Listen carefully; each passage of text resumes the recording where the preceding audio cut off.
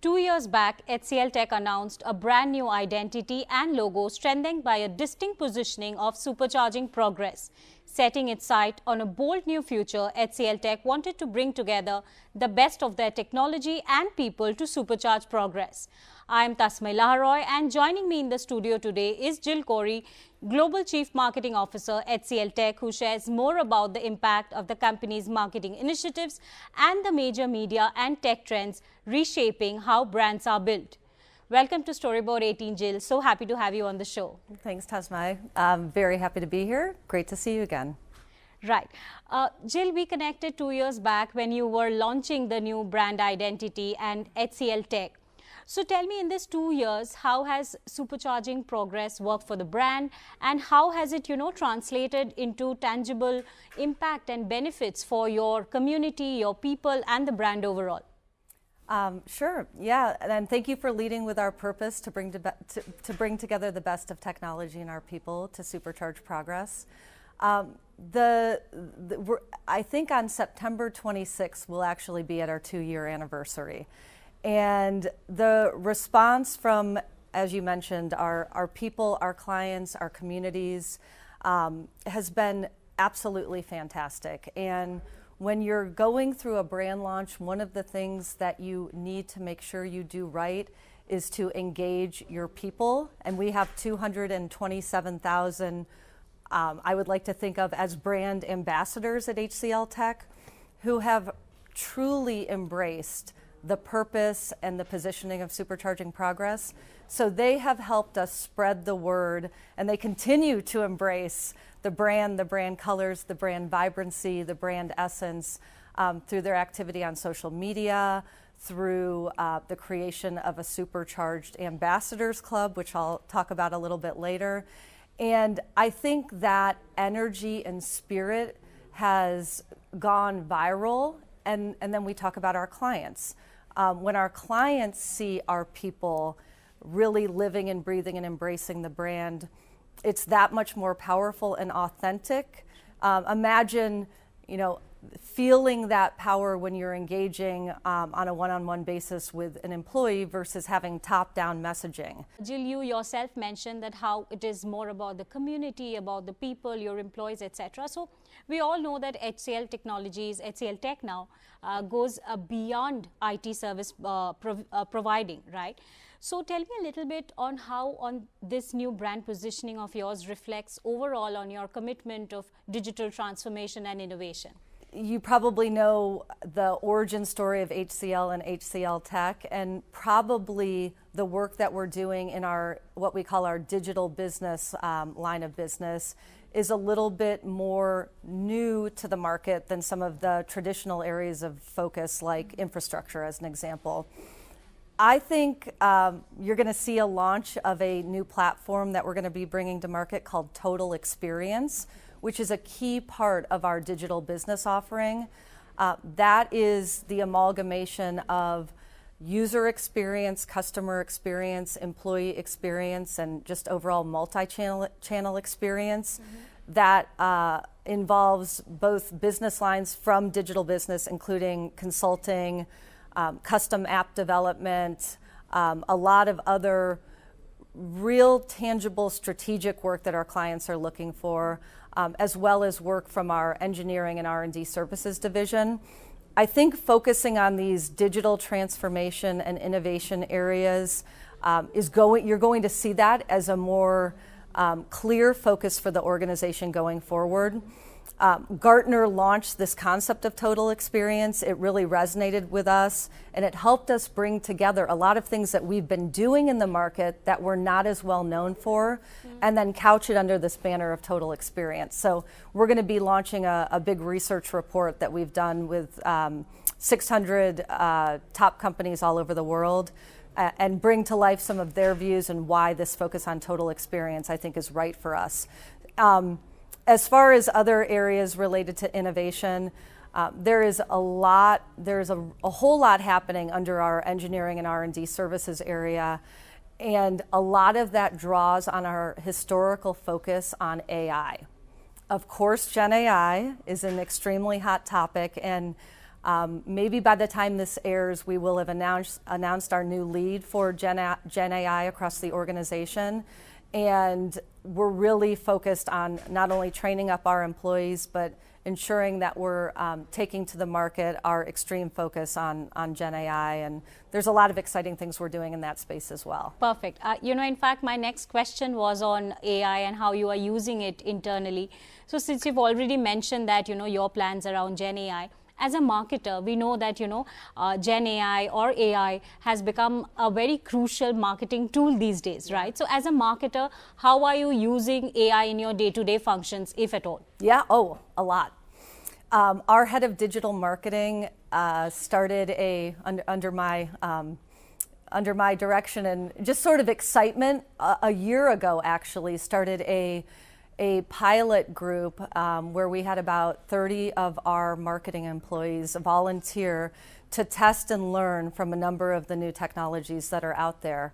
And we have, I'd like to say we were one of the first organizations in our space that jumped on to an enterprise version of a Gen AI tool that is helping our organization write better copy, help distill long-form copy into short-form copy. All of this continues to need human intervention, I will say that, but it's helping us become more efficient and effective with copywriting. Design work, graphic design work. There are a lot of tools out there. We've chosen one of them that is helping us better edit imagery. And without going into too much detail, I see this becoming a tool that our, probably 30 plus design organization is going to use more at scale into the coming year. We also have an overlay to our marketing automation platform that is helping us understand when our clients and prospects want to receive email by looking at their past historical user data and formatting the email in a format that, again, per all of the data that Gen AI is helping us aggregate and learn from, what format they want to consume their emails in. So those are just a handful of things that we're doing as a marketing organization to better serve our clients and prospects, but also help our organization operate more efficiently and effectively. Perfect. Jill, it would be interesting to understand that, under this brand identity, supercharging progress, how are you supercharging the progress of your employees in terms of career developments at HCLTech? Thank you for that question. We have actually launched a few new programs this year.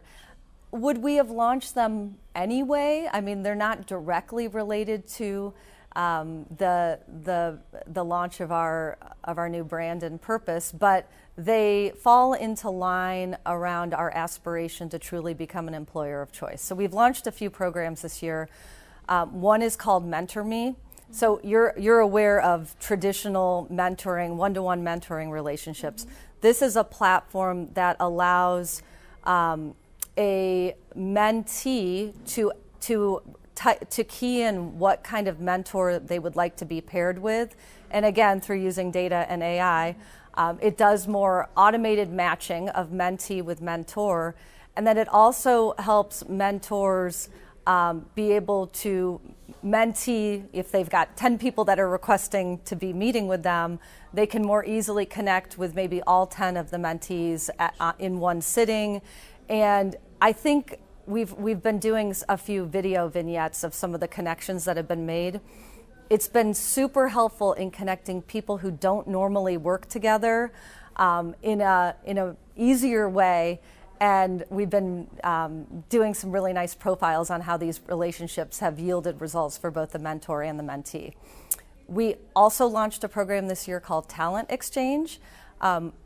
You probably have seen that our employee value proposition is Find Your Spark. And we want people to be able to self-identify what they want their learning journey to be at HCLTech. Very large company.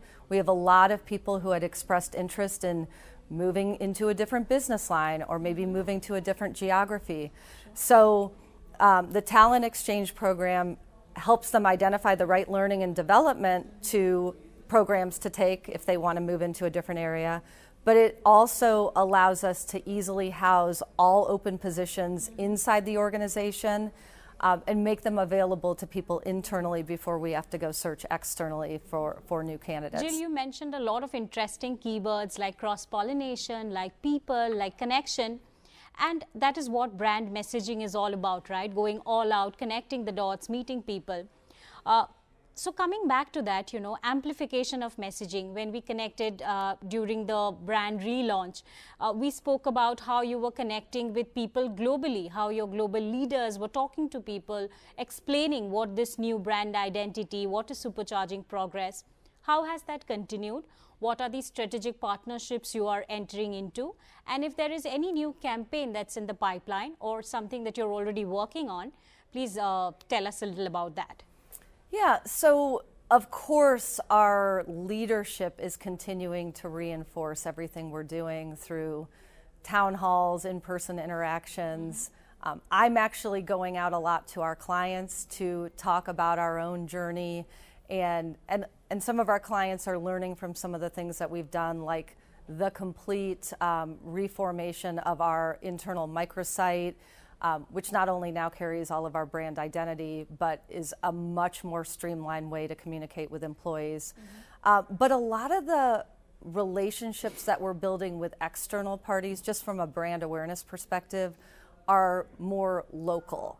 We haven't done, as you probably know, any big global brand campaign. We've done selective things in market, like everything from MetLife Stadium in the US, which is a huge sponsorship with MetLife, the New York Jets and the New York Giants football teams, but also in London, as an example. We recently worked with one of the top museums in London who had a sari exhibition. They came to us because they knew we were an India headquartered organization, asked us if we wanted to sponsor the sari exhibition, and it was true to our culture. It was also highly anticipated in London, and that gave us an opportunity to get our name aligned with something that was culturally relevant and have an opportunity for client entertainment and networking. Those are the types of things that you'll find us doing more often from a pure brand awareness play. We're also no stranger to doing large global events. You know that we're a frequent attendee at the World Economic Forum in Davos. We'll be back there again in January. And the other big global event that we've been participating in for at least 5 years is Mobile World Congress in Barcelona. We partner with our HCL software division to have a huge presence there. But what will we be doing in the future? I would like to be able to tell you concretely that we're going to be doing a big global campaign. That would be something that I would like to have in the cards. It all depends on what's in the budget. But I will say that you will see advertising coming out from HCLTech in the coming year in some form or fashion. Could be contained to digital at the outset, but we've got some really exciting things in the works right now. Sure. Anything India-specific, Jill, any India-specific marketing campaigns happening, any ads that we'll be seeing from HCLTech on digital TV, anything happening for the India market only? Yeah, that's a really good question. So most of what we've been doing in India so far has been very much focused on recruitment. As you know, we employ, I guess, upwards of 150,000, maybe a little bit more, across many markets in India. From a business perspective in India, we've been in the market for a while, at times more aggressive than others. We think the Indian market is growing increasingly more interesting in terms of investing marketing and advertising dollars. I think you're probably going to see more from us here this year. Great. And talking of seeing more from you, it's interesting that HCLTech also has interests in pop culture. So help us understand the inspiration behind that and whether these initiatives help you connect with newer audiences.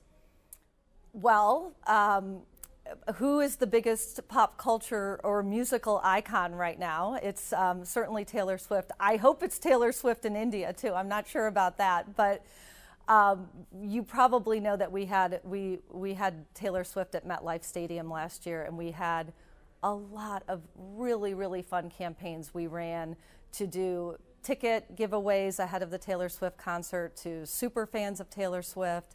And I would say we're always trying to stay in the moment. Right now, we're running a campaign called The Greatest Internship Ever, where we're hiring an intern to be working with our sports marketing team in in the US. And we're asking them to do a lot of creative submissions, like video submissions and other interesting interview techniques to decide who is the greatest intern to fill this greatest internship ever vacancy. And we're using a lot of Instagram, a little bit of TikTok, certainly like new formats on social media, or at least a little bit more consumer oriented than what you may have seen in the past from HCLTech. So I think we're really focused on appealing to that younger audience. The younger audience is soon going to be in leadership positions as clients, but right now we are seeing that our employee base is certainly changing, and we want to stay relevant and young and fresh to this younger audience. And I think we're doing a lot of creative things on that front.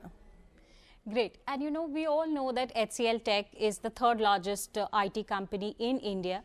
So any aspirations of moving up in the rankings globally as well as in India, and how would you plan to do that? Yeah. Well, we're focused first and foremost on doing the best thing for our own organization and not looking too much at what's happening in our market. But you said number 3 and not number 4. So that's a little bit of upward mobility that's happened over the last year or so. We're really proud that in the latest rankings from Brand Finance, we were named the fastest growing brand among the 10 largest IT services companies. So that's a great testament to the work that we've been doing. We've had our 3 earnings, and our 4th earnings, I guess by the time this airs, we will have announced our 4th quarter results. And I think our company has performed extremely well over the last year. So we're just focused on doing the right thing for our clients and opening up new markets with new prospects. And I'm very confident about the future for the company. Sure. You mentioned new markets, new prospects, and my last question is around that. Both marketing and the IT landscape is constantly changing, constantly evolving. So what is the brand's plan, to stay relevant, stay impactful, and work more on the new identity, of course, that you established 2 years back? Yeah. My philosophy is this transformation is a series of sprints and not just a long marathon. So we had our big sprint when we launched, and then we kind of quieted down a bit, and then we had another push when we had our first entree at Davos under our new brand, which was back in January.